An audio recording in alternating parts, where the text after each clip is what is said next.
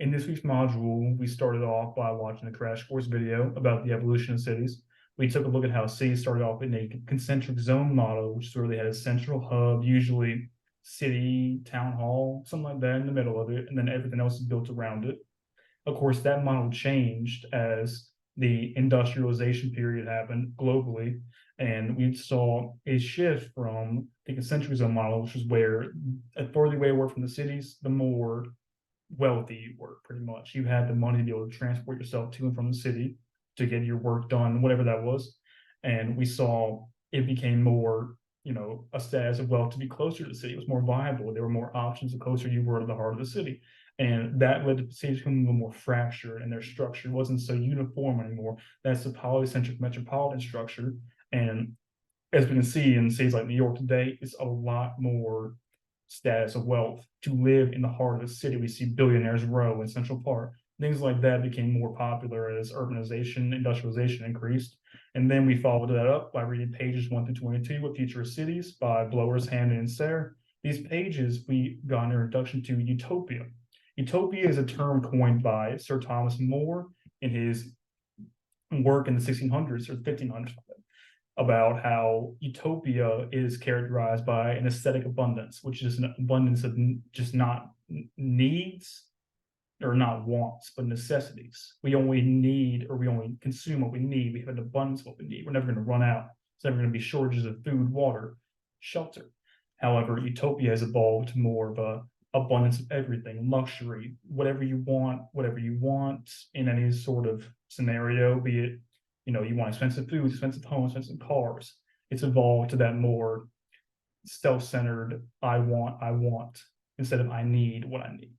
And then we followed that up in 2.2 by watching a mini documentary on YouTube about the future of cities and how in two separate sections of the video, we talked about one, transportation. We need to focus less on personal transportation and more on public. We need to get rid of the stigma that it's a sign of poverty to ride the bus. It's not poverty, it's more of I'm a part of a community. I'm doing my work to reduce the pollution, reduce the congestion of the streets, leads to a healthier city. We also talked about how communities need to be a more focal point for future cities, how the communities are the ones that are driving the evolution and the advancement of these cities, and they need to be included in this conversation. It's not the cities, the architects coming in and building these structures and defining the city. It's the people who live in the city that define it. And now, Sam. Yeah, thanks, Aiden. So we also read the 2022 Planning Plan report, and it's actually really interesting, and I feel like it's vital for any urban planner or anyone like within that field, since it showed like a lot of trends with like COVID and conflicts politically and socially, and especially environmentally, and all like the impacts that they have on the local communities and all of the planning professions.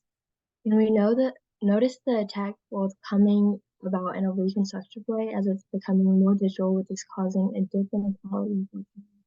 It's not everyone is being able to access and use it, and it's really targeting the low well. And planners must really acknowledge the technological improvements. For example, Waze. It's an amazing resource that gets you to where you will need to go in the fastest way. However, it's sending you to neighborhoods and worsening the pollution environment. Just having like repairs and then just the whole environment is getting a little messed up. And it's all just worsening in all the works that are happening to improve it. However, as politics change, this may make the environment take a step forward, great. However, it will also take a step back, depending on how politics go. But planners won't exactly be able to plan or foresee the future with these changes. And the climate not only impacts the environment, but also impacts the economy and the people. For example, as tourist areas are being sucked down by hurricanes, fires, tourism, goods and services are also being affected. It's impacting the supply and demand of the world. Going forward, we must utilize tech in a good and secure way. And then we also chose to read Happy Cities by Charles Montgomery.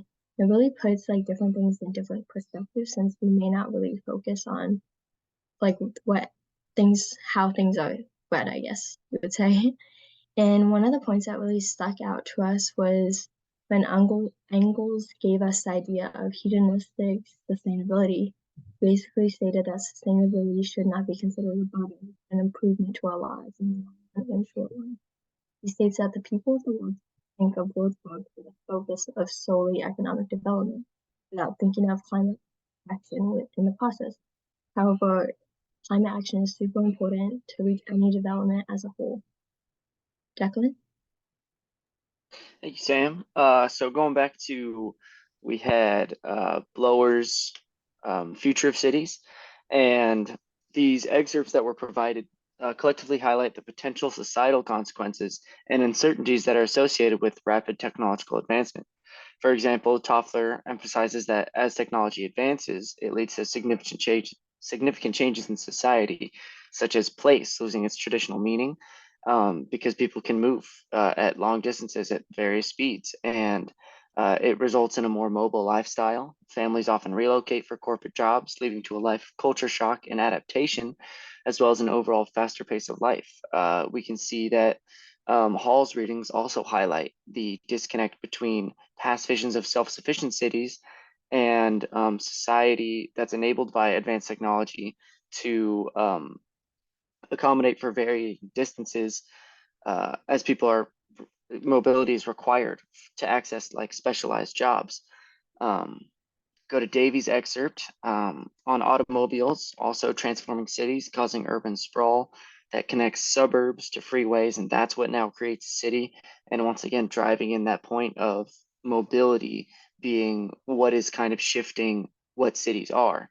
And then when we come to Lester's readings, we see a vision of a highly structured and predictable society enabled by advanced technology. This future is like climate controlled clothing and improved individual health with utopian products like artificial limbs and um, things like that. But with all the good comes the bad. We can see that there are potential drawbacks and unforeseen consequences of these advancements in modern day, pop culture. Again, with Wally, we see that society is so focused on what they have, and like their bone density is shrinking. Their bones are super small. They can barely walk on their own. They're so dependent on their technology. So overall, these readings and everything underscore the need for careful consideration of the societal impacts of technological progress and the potential risks and benefits associated with that rapid change.